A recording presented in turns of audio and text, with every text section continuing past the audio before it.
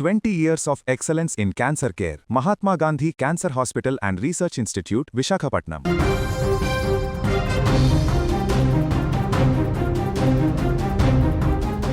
తుని పరిసర ప్రాంతాలలో మిస్ అయినటువంటి చిన్నారి జ్ఞానేశ్వరి మిస్ అయి నేటికి నెల అవుతుంది. సరిగ్గా ఇదే రోజు గత నెల 6వ తారీఖు మధ్యాహ్నం 12 గంటల సమయంలో మిస్ అయినటువంటి ఆ చిన్నారి ఇంతవరకు ఆచూకీ లభించట్లేదు. నెల రోజులు అయ్యింది. పాప ఎక్కడ ఉంది, ఏమైపోయింది, ఏంటి పరిస్థితి అనేది కూడా ఏమాత్రం బయటికి రానటువంటి విషయంగా మారింది. ఇప్పటికి అన్ని ప్రయత్నాలు చేశారు. ఎన్ని రకాల వెతుకులాటలు చేయాలో అన్ని రకాల వెతుకులాటలు కొనసాగించారు. కిడ్నాప్ ఏమైనా అయిందని చెప్పేసి ఆ రకంగా ఇన్వెస్టిగేషన్ చేశారు. అన్ని సీసీ కెమెరాలను వడబోశారు. ఎన్ని ప్రయత్నాలు చేసినా కనీసం పాప ఆనవాళ్ళు ఆచూకీ ఎటువైపు వెళ్ళింది, ఎక్కడికి వెళ్ళింది అనేటువంటి వివరాలను కూడా బయటికి రానటువంటి పరిస్థితి ఉంది. ఈ నేపథ్యంలో రీసెంట్గా నిన్న మొన్న ప్రతి ఊర్లో ప్రతి పట్టణంలో అక్కడ వాల్ పోస్టర్లను కూడా ఏర్పాటు చేయడం జరిగింది. పాప మిస్ అయింది, పాప ఆచూకీ తెలిస్తే ఎవరైనా ఇన్ఫర్మేషన్ ఇవ్వండి అంటూ కూడా వాల్ పోస్టర్లు కూడా ఇప్పుడు ప్రతి ఊరూరా పట్టణాలలో తిరుగుతూ వాళ్ళ పేరెంట్స్ అదేవిధంగా పోలీస్ బృందాలు కూడా ఆ పోస్టర్లను అంటిస్తున్నటువంటి పరిస్థితి ఏర్పడింది. అయినా చిన్నారి ఆచూకీ లభించట్లేదు. అసలు ఏమైంది, ఆ తల్లిదండ్రుల పరిస్థితి ఏంటి, అక్కడ ప్రస్తుతం వారు ఏం చేస్తున్నారు తల్లిదండ్రులు, అక్కడ ఎలాంటి పరిస్థితి ఉంది, నెల రోజులు అయినా కూడా ఇంకా ఆచూకీ ఎందుకు దొరకట్లేదు చిన్నారిది, ప్రస్తుతం అక్కడ ఈ యొక్క మిస్సింగ్ కేసుకు సంబంధించి ఇంకా అప్డేట్ ఏం కొనసాగుతుంది, ఇంకేమైనా సెర్చ్ ఆపరేషన్లు కొనసాగుతున్నాయా, దీనికి సంబంధించిన పూర్తి వివరాలు తెలుసుకుందాం. మా ప్రతినిధి తుని నుంచి శ్రీను ఫోన్ లైన్లో సిద్ధంగా ఉన్నారు. ఎస్ శ్రీను, ప్రస్తుతం నెల రోజులు అవుతుంది, ఇంకా ఆచూకీ లభించలేదు. చివరి ప్రయత్నంగా ఇంకేమైనా చేస్తున్నారా పోలీసులు కానీ వారి ఫ్యామిలీ కానీ పాప ఎత్తుకులాట కోసం?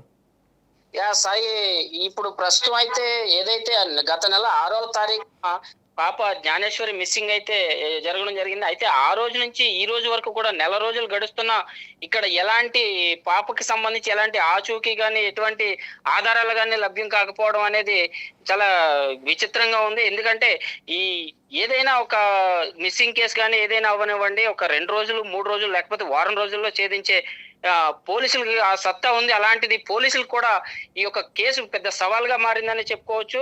ప్రస్తుతం ఏదైతే ఈ పోలీసు కేసుకి సంబంధించి దీన్ని టెక్నికల్ గా దర్యాప్తు అయితే ప్రారంభించారు. కానీ ఈ టెక్నికల్ గా ప్రారంభించిన దర్యాప్తులో కూడా ఎలాంటి క్లూలు కూడా ఇప్పటికీ నెల రోజులు గడుస్తున్నా సరే ఇప్పటికీ ఎలాంటి క్లూ అనేది కానీ ఎటువంటి ఆచూకీ కానీ పాప గురించి ఎక్కడ దొరకలేదు.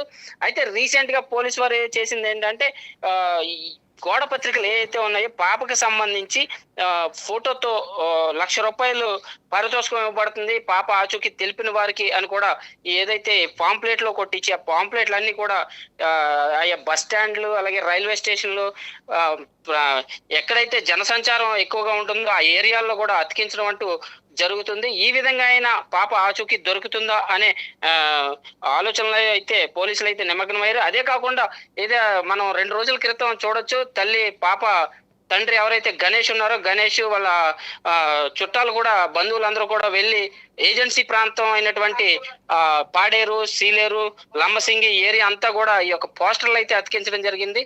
అయితే ఈ విధంగా ఆయన మా పాప తిరిగి వస్తుందంటూ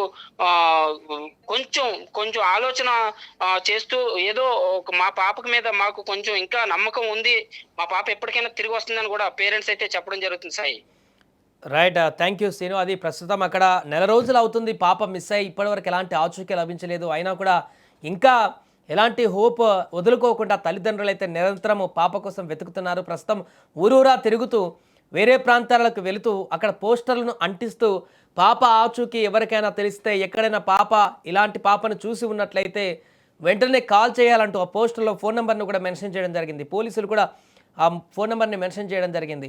వారికి ₹1,00,000 రివార్డును కూడా ప్రకటిస్తామంటే ఎవరైనా ఇన్ఫర్మేషన్ చెప్తే వారికి ఒక డబ్బును కూడా అందిస్తామంటూ కూడా ప్రకటించడం జరిగింది చివరి ఆప్షన్గా.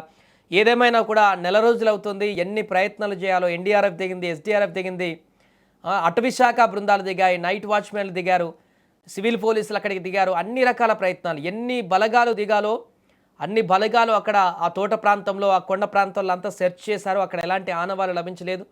దీని తర్వాత కిడ్నాప్ అయితే వేరే ప్రాంతాలకి తీసుకువెళ్తారు కదా అని చెప్పేసి వేరే ప్రాంతాలు ఆ ఊరు చుట్టుపక్కల ఎక్కడ మిస్ అయిందో అక్కడి నుంచి ఊరు చుట్టుపక్కల అన్ని సీసీ కెమెరాలను కూడా జరడబట్టారు. మిగతా తుని పట్టణం వరకు కూడా అన్ని పట్టణాలు కాకినాడ వరకు కూడా అన్ని సీసీ కెమెరాలను పరిశీలించేటువంటి ప్రయత్నం చేస్తారు. కానీ ఎక్కడా కూడా చిన్నారి ఆనవాళ్ళు ఏమాత్రం దొరకలేదు. దీంతో ఒక పెద్ద మిస్టరీగా మారింది. అసలు చిన్నారి ఇంత పెద్ద వ్యవస్థను దాటుకుంటూ కూడా ఆచూకీ లభించకుండా ఉండేటువంటి పరిస్థితి ఎలా జరిగింది? ఇదంతా కూడా తల్లిదండ్రుల దగ్గరికి ఎప్పుడు చేరుతుంది పాప అనేది మాత్రం ఇంకా ఉత్కంఠగా మారింది.